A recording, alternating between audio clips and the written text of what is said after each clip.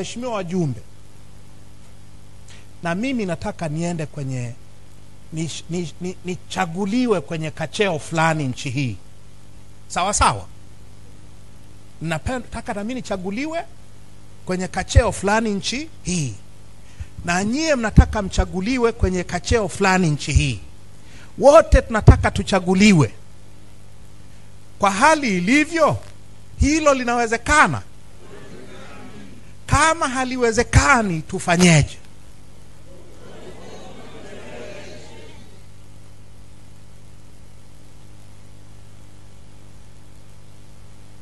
Wamesema kitu kimoja, kitu sahihi hapa. Wamesema kitu kimoja sahihi hapa. Wanasema hivi, msimamo huu unaashiria uasi.